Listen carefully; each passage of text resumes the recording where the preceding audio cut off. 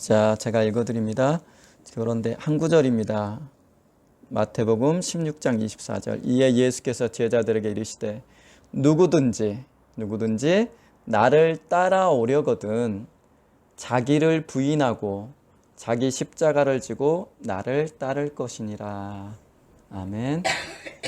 자, 비록 한 구절이지만 이 구절을 이해하려면 이 문맥이, 자, 보세요. 13절.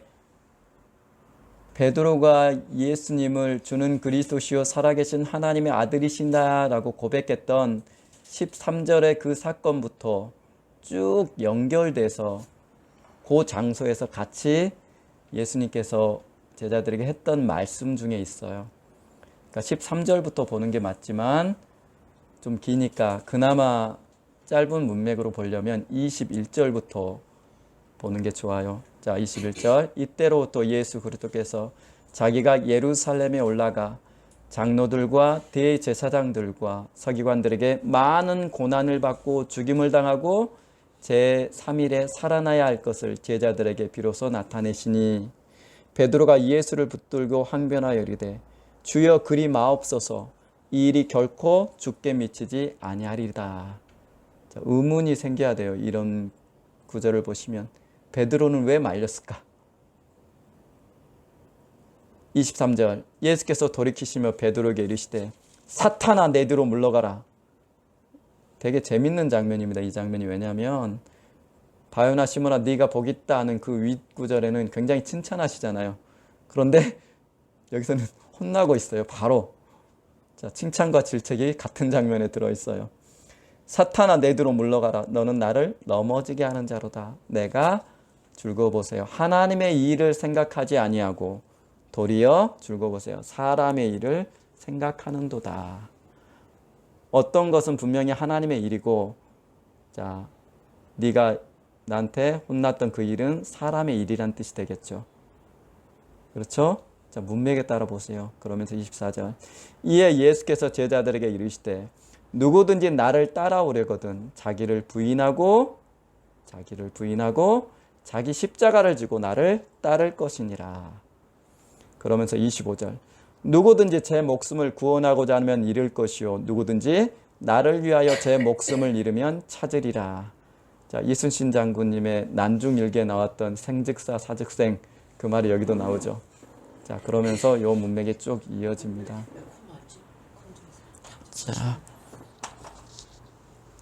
자, 이제 지난주 텔레비전에 나왔던 얘기부터 제가 이 말씀을 풀어볼게요. 예. 혹시 책 읽어드립니다. 그 프로 보셨죠? 전부 한번 봤으면 좋겠어요. 너무 좋은 프로더라고요. 예, 저는 집에 텔레비가 없어서 이제 인터넷에 있는 짝달막한 영상으로 자주 봐요. 거기 설민석 씨가 나와서 책을 읽고 요약해서 그 책이 말하고자 하는 요지를 간편하게 설명하는데 그 책 중에 하나가 뭐 여러 책들이 있더라고요. 백범일지도 소개해주고 뭐 멋진 신세계도 있고 뭐 단테의 신곡 학교 다닐 때 혹시 읽어보시지라고 하면 답변이 없겠죠? 자, 어쨌든 단테의 신곡 뭐 그런 책들이 나와요. 그 중에 하나 책이 이 책이 있어요. 자, 사피엔스 혹시 요거 할 때 보셨어요? 텔레비전? 굉장히 유명한 책이에요, 여러분들. 이 사피엔스란 책이 유발 하라리인가 히브리 대학 교수가 쓴 되게 유명한 책이에요. 좀 두꺼워요. 한 500 몇십 페이지 될 거예요. 근데 이 책을 인용하면서 이 책에 나오는 한 구절을 이분이 인용을 하더라고요. 이 유발 하라리라는 이 교수님이 이 책에 이런 말을 써요. 인간은 생태계에서 연쇄 살인범이다. 뭔 말인지 감이 딱 오시죠? 무슨 뜻이에요? 인간만 생태계를 파괴하며 존재하는 종이란 뜻이에요. 자, 성경을 한번 떠올리세요. 이 얘기를 성경에서 하고 있죠. 인간이 타락하자마자 인간은 그때부터 모든 것을 파괴하면서 생존하기 시작을 해요. 자연을 파괴하고 서로 사람과의 관계를 파괴하고 그 다음 자기 자신을 파괴하면서 존재하는 존재가 인간이에요. 자, 이 사람은 예수 믿는 분 아니에요. 그냥 학문적으로 쓴 책이에요. 그러나 모든 일반적인 학문에서 인간의 본성을 논할 때 굉장히 파괴적이고 잔인한 존재라고 다 얘기를 해요. 자, 지난주에 얘기했던 한나 아렌트가 했던 말 썼죠. 악의 평범성. 무슨 뜻인지 제가 간단하게 설명드렸죠. 자, 인간이라는 존재는 평범해 보이는 저나 여러분 같은 사람도 역사의 길이 남을 만한 큰 악을 저지를 수 있다는 것이에요. 여러분이 서울시민 전체를 죽일 수도 있어요. 예수 믿고 안 믿건 중요한 게 아니에요. 인간은 그런 존재라는 것이에요. 근데 이런 유사한 내용을 제가 또 과거에 한 번 한 적이 있어요. 김두식 판사가 개인주의자 선언에 보면은 나오죠. 판사님 이름이 맞는지 모르겠네요. 인간은 매일매일 전자팔찌를 채워야 할 상습 범죄자다. 똑같은 얘기를 해요. 그분도. 판사 그분도. 왜냐하면 그걸 매일 보거든요. 이게 인간이에요. 자, 그러면 이제 지난주에 이어서 해봅시다. 성경이 말하는 인간이 처음 태어날 때 어떤 처지로 태어난다고 설명드렸어요? 첫 번째, 그렇죠. 죄를 왕으로 섬기고 그의 노예로 태어나요. 인간은 죄가 왕 노릇하는 곳에 그의 노예로 태어나요. 자, 두 번째, 그런데 이 인간은 형벌로서 사망이라는 죄책을 가지고 태어난다 그랬죠. 두 번째, 그 다음 세 번째 뭐예요? 마음에, 한성 선생님 기억나세요? 세 번째가 뭐예요? 마음에 부패함. 세상에서 가장 더러운 것을 사람의 마음이라고 얘기하죠. 성경은. 신약에도 계속 반복되는 맥락이요. 이 얘기가. 자, 요 세 개를 갖고 태어나요. 인간이. 그러니 이 인간에게서 나오는 것은 뭐만 나오겠어요? 그렇죠. 악만 나와요. 악만.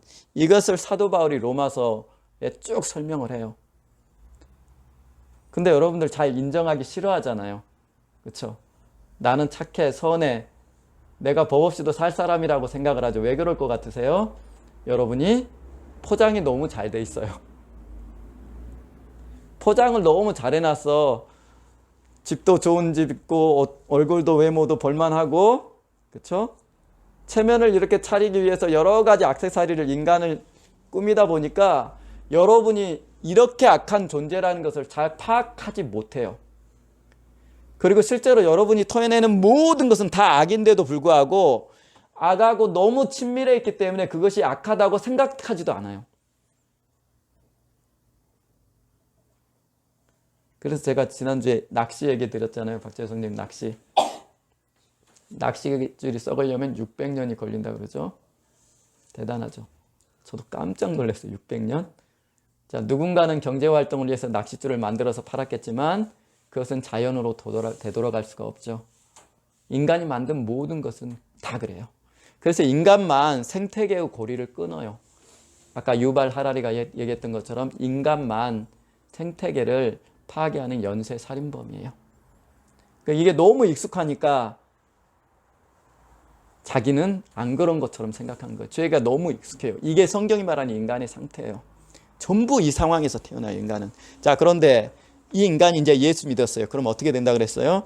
자, 1번. 이게 없어지죠. 죄가 왕이었다가 의가 왕이 돼요. 두 번째, 사막이란 죄책에서 벗어났어요. 3번, 마음의 부패함에서 어떻게 돼요? 마음이 순백석이 됐어요?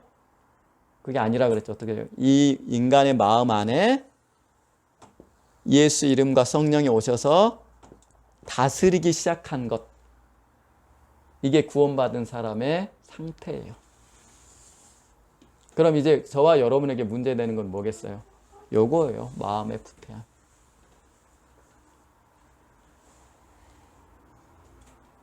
이게 이제 문제가 되는 것이에요.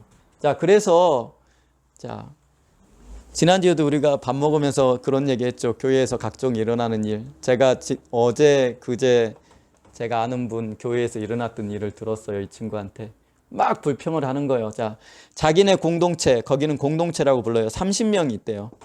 교회 청소를 하자고 한 달 전부터 광고를 하고 며칠 날 우리 공동체가 교회 청소를 해야 됩니다. 한 달 전부터 광고를 했대요. 근데 30명 중 몇 명 나왔게요? 몇 명 나왔게요? 자, 자기 포함해서 2명이 나왔어요. 2명이 많이 경험해 보셨죠? 이런 상황들. 저도 많이 경험해 봤는데 2명이 나왔어요. 그런데 혹시 까먹었나 했는데 이분들이 그날 교회 청소해야 되는 줄 다 알아요. 아는데 자기네 공동체 식구들끼리 그날 뻔히 교회 청소를 아는데 딴 데 놀러 갔대요. 그러니까 이 친구가 더 화가 나는 것이에요. 자, 이런 것 때문에 지치고 상처받아서 교회 떠나는 사람 많죠. 왜 그래요? 자, 그렇죠. 여러분 마음이 없어요. 마음이 없다라는 것이에요. 이게 그러니까 교회에서 시끄러운 소리가 나는 건 굉장히 자연스러운 거예요. 여러분의 부패한 본성은 그래요. 교회 믿더라도 여전하다라는 뜻이에요. 자, 그런데 이제 중요한 질문이에요. 그럼에도 불구하고 하나님께서 여러분을 구원하셨어요. 왜 구원하셨을까요?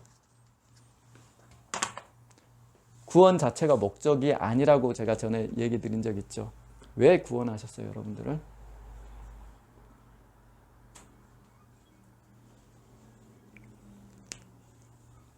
자, 고린도후서 5장 15절 한번 가봅시다. 고린도후서 5장 15절. 천천히 들어보세요. 자, 5장 15절 제가 읽어드릴게요. 그가 모든 사람을 대신하여 죽으심은 살아있는 자들도 하여금 다시는 그들 자신을 위하여 살지 않고 뭐라고 되어 있어요? 다시는 그들 자신을 위해서 살지 않고 누구를 위해서 살게 하려고? 오직 그들을 대신하여 죽었다가 다시 살아나시는 이를 위하여 살게 하려 함이라. 이게 구원의 목적이에요. 구원 자체가 목적이 아니에요. 여러분이 예수 믿었다라는 것은 이제 애굽에서 광야 이렇게 한 걸음 나온 것 뿐이에요. 이게 여러분의 믿음의 시작이에요. 그 지향점은 어디라고요? 그분 예수 그리스도를 위하여 살게 하려고. 요 얘기를 사도 베드로도 베드로전서 4장 2절에 비슷한 맥락으로 해요. 그 후로는 다시 사람의 정욕을 쫓지 않고 니네가 원하는 것, 니네 정욕대로 살지 않고 오직 하나님의 뜻을 따라 살게 하려고 너희를 구원했어 라고 사도 베드로가 얘기를 해요. 누구를 위해서요? 예수 그리스도를 위해서 살게 하려고. 그런데 방금 제가 얘기했던 그 교회 청소하는 그 단순한 문제에서도 돼요? 안 돼요? 안 되죠. 분명히 예수님께서 여러분을 구원하셨지만 그분의 뜻대로 사라져요? 안 돼요? 안 사라지죠. 왜 그런 것 같으세요? 왜요? 여러분 안에 뭐가 있어서? 그렇죠. 성령을 거스리고자 하는, 여전히 옛날처럼 살고자 하는 부패한 본성이 성령에 지배되지 않고 여러분 마음 안에 그대로 존재하고 있기 때문에 그래요. 자, 이제 그 구절 봅시다. 금방 찾았던 고린도후서 5장 15절. 그것을 이 구절에서는 뭐라고 불렀나 봅시다. 그들 자신을 위하여 살지 않고, 요 마음, 나를 위해 살고자 하는 마음, 이것을 좀 고급진 단어로 뭐라고 표현하면 좋을까요? 나 교회 청소하기 싫어.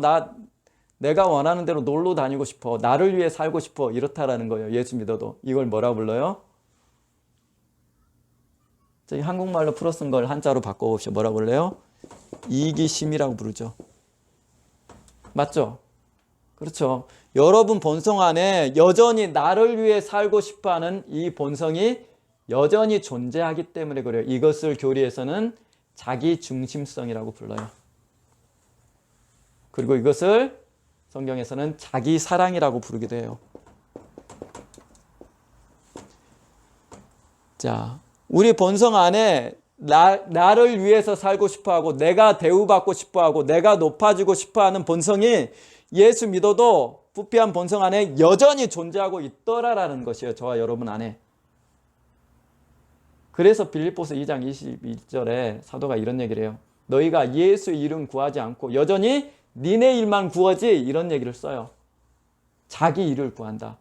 예수 믿어도 자기를 위해서 살고 싶어하는 본성, 자기를 사랑해서 자기를 높이고 싶어하는 본성이 여러분 안에, 이기심이 여전히 존재한다라는 것이에요. 자, 그러니 어떻게 해야 돼요? 이 본성이 여전히 여러분의 마음 안에 있어요. 이게 문제가 되는 것이에요. 여러분 안에 지금. 이게 문제예요. 여러분 거예요, 이거는.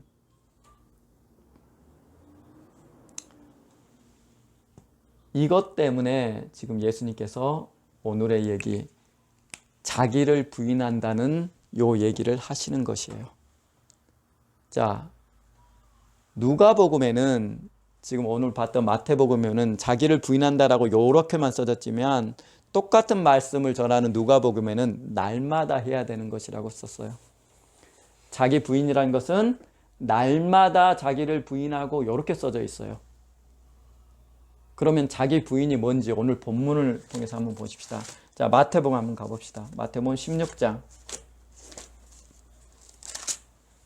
자, 자기 부인이 무엇인지 설명하는 책들이 되게 많아요. 실제로. 그런데 생각보다 제가 보기에는 이 문맥을 통해서 보면 자기 부인이 무엇인지 그렇게 어렵지가 않아요. 이 문맥 안에 사실은 다 들어있거든요. 자, 보십시다. 이에 그러므로 예수께서 24절 보셨죠? 16장 24절. 제자들에게 이르시되 누구든지 나를 따라오려거든, 줄거 보세요. 자기를 부인하고, 자, 너희들이 나를 따라오려면은 전제될 것이 있어. 뭘 부인해야 돼요? 자기를 부인이 뭐예요? 불인정, 인정하지 않는 것이요. 자기를 인정하지 아니하고, 자기를 인정하지 않는데 이게 무슨 말이에요? 그 윗구절 보면 나와 있어요. 사탄아! 자, 예수님께서 베드로에게 하셨던 말씀. 내뒤로 물러가라. 너는 나를 넘어지게 하는 자로다. 내가 하나님의 일을 생각하지 아니하고 도리어 사람의 일을 생각하는도다. 요 말씀을 받아서 24절이 이어진 것이요. 그러면 자기를 부인한다는 것은 무슨 뜻이에요? 네가 사람의 일을 생각하는 것. 네가 하나님의 일을 생각하지 아니하고 사람의 일을 생각하는 것. 이것을 부인하는 것이에요. 불인정하는 것이에요. 이게 자기 부인이에요. 자, 그러면 여기서 말하는 사람의 일이 무엇일까라는 것을 생각해 보면 해결이 돼요. 근데 이 문맥은 굉장히 재밌어요. 왜냐하면 예수님께서 16절에 주는 그리스도여 살아계신 하나님의 아들입니다 라는 베드로의 고백을 막 칭찬하세요. 그러더니 바로 그 뒤에 예수님 당신 죽으면 안 돼요 라고 베드로가 얘기하니까 단번에 변해서 이 사탄아 내 뒤로 물러가라 라고 반전을 주는 구절이에요. 졸지에 역적됐어요. 사도 베드로가. 왜 그래요? 자, 왜 그래요? 22절 때문에 그래요. 베드로가 예수를 붙들고 항변하여 이르되 주여 그리 마옵소서 라고 붙들어요. 자, 베드로는 왜 붙들었어요? 예수님을?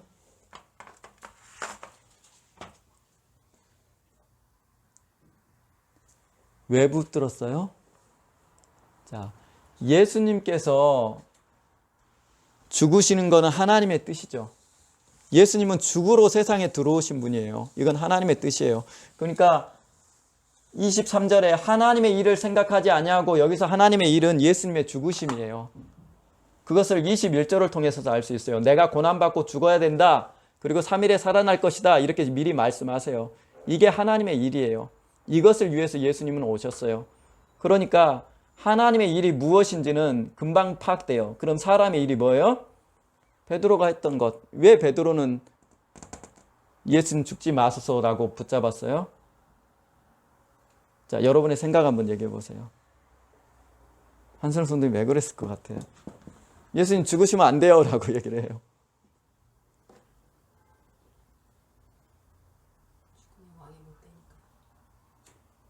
누가? 어떤 왕이?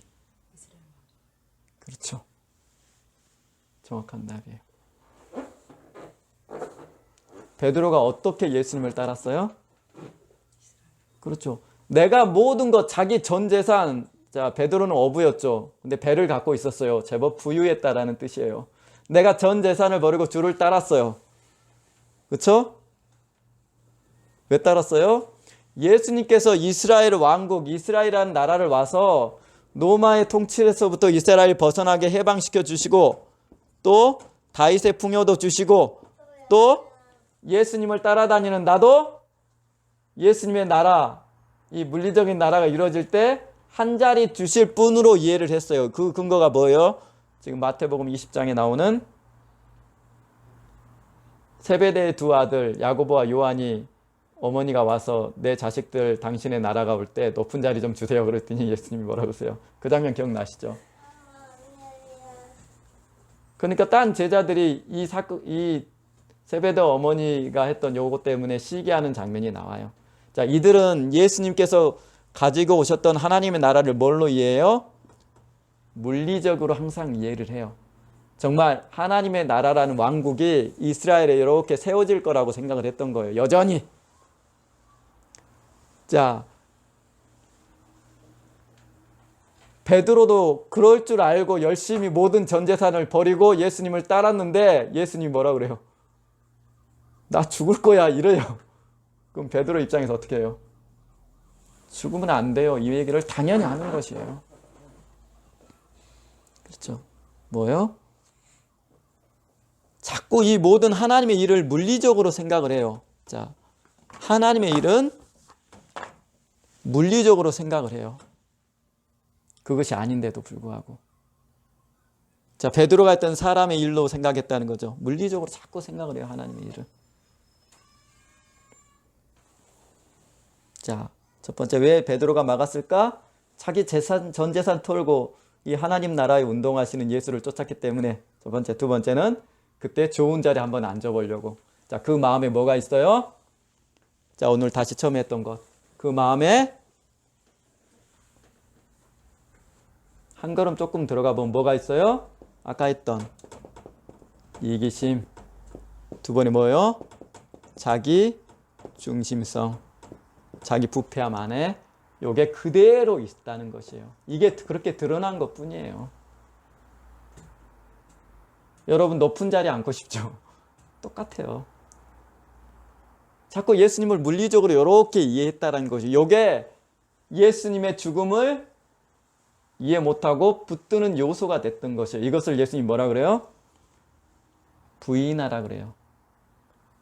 니네 이것 때문에 나 쫓았지? 그런데 네가 나 쫓으려면 어떻게 해야 돼요? 이거를 인정하지 말라는 것이에요. 네 소욕을. 네 부패한 본성 안에 있는 네 중심성, 이기심, 높은 자리에 앉고 싶어하는 요 마음, 이 모든 것을 인정하지 않고 나서야 나를 따를 수 있다라는 얘기를 예수님이 하시는 것이에요. 이게 자기 부인이에요. 이 문맥 보면 다 알 수 있어요. 다른 성경 끌어다 이거 설명하려고 안 해도 하나님의 일과 사람의 일이라고 23절에 분명히 기록이 돼 있어요. 굉장히 쉬운 얘기예요. 그런데 어려운 일이죠. 자, 예수님께서 항상 얘기하죠. 높은 자리에 앉지 마라. 잔치에 가서도 상석 갖지 마라. 그렇죠? 아이들같이 되라. 선생이라고 불리지도 마라. 우리가 원하는 것과 정반대 얘기를 예수님은 계속 하세요. 뭔 얘기예요?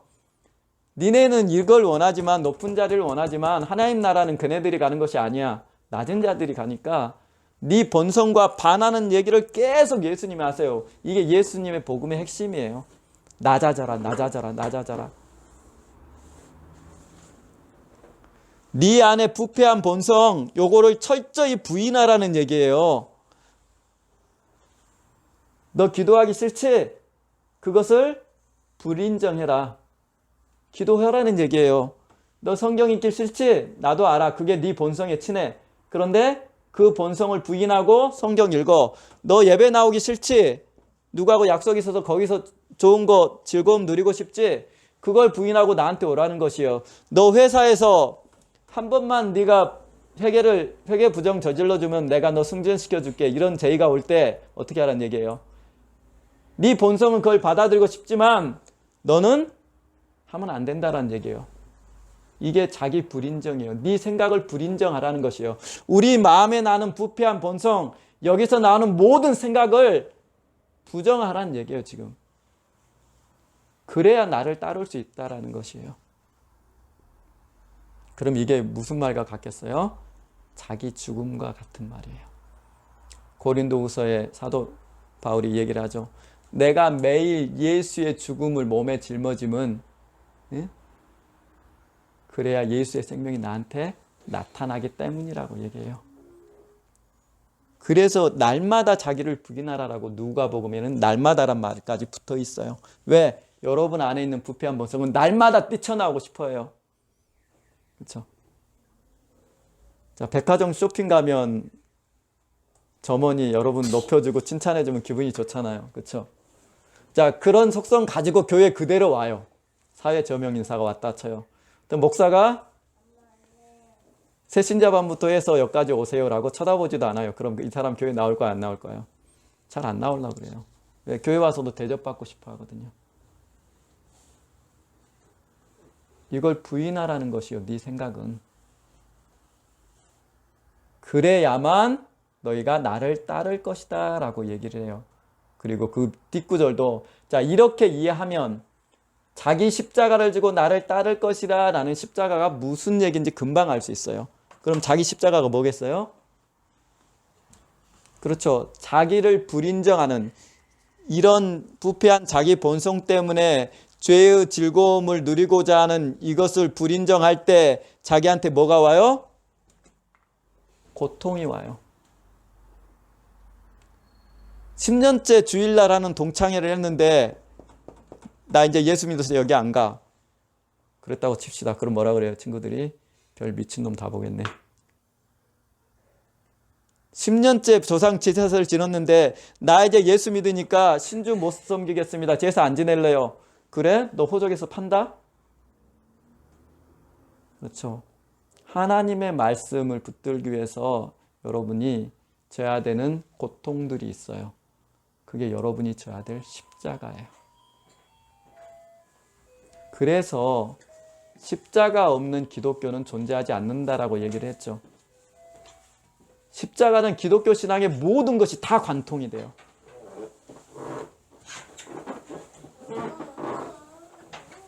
자, 그러면서 보십시다. 그러면서 25절을 그러면 이해할 수 있어요, 우리가.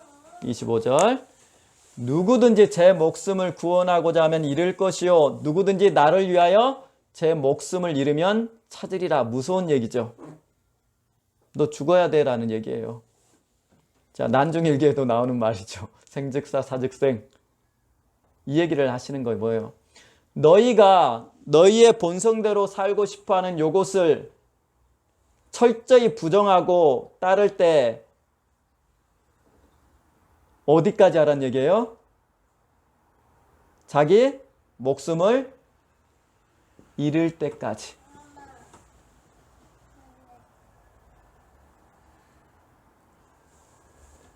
이 말은 너희가 나를 따르기 위해서 자기 부인을 실천할 때 그 자기 부인의 극치가 뭐라는 얘기예요? 목숨을 잃는 것. 이걸 뭐라 그래요? 기독교 역사에서 순교라고 하죠.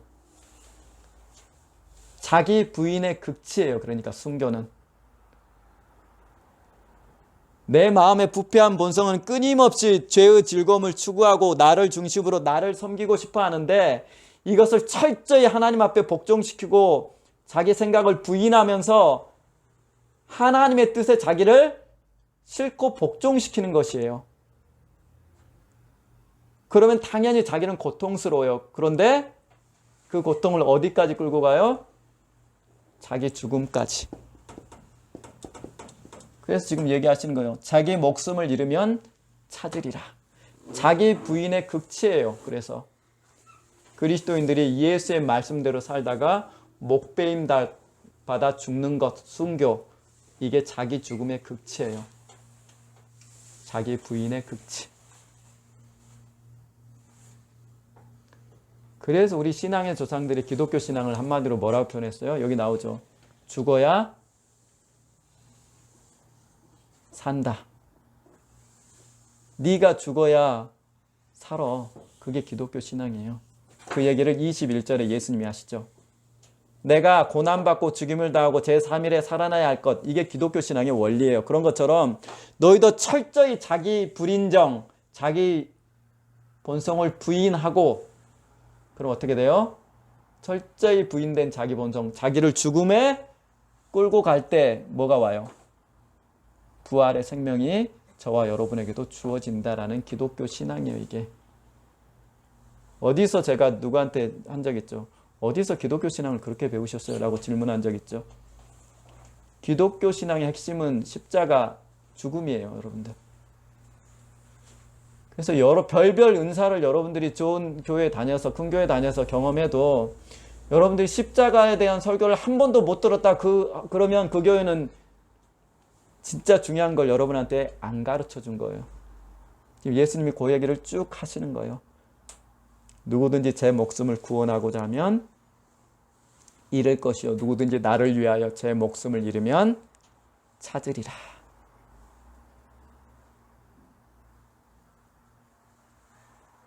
자, 됐죠? 이해하셨죠? 자기 부인이 뭔지. 여러분의 안에 있는 부패한 본성에서 나는 자기 중심, 이기심, 그리고 죄의 즐거움을 탐닉하고자 하는 여러분 부패한 본성들, 이 모든 것을 불인정하라는 것이요. 그러면 여러분이 하기 어려우니까 이때 어떤 분의 도움이 필요해요? 그렇죠. 여러분 안에 있는 성령께서 여러분을 죽이시면서 하시는 것이요. 이 과정을 우리의 신앙의 조상 존 오웬이라는 사람이 죄 죽이기란 말로 아주 유명한 논문을 남겨놓았어요. 자, 우리 하나만 보고 마칩시다. 고린도후서 한번 보십시다. 아까 제가 읽어드렸죠. 고린도후서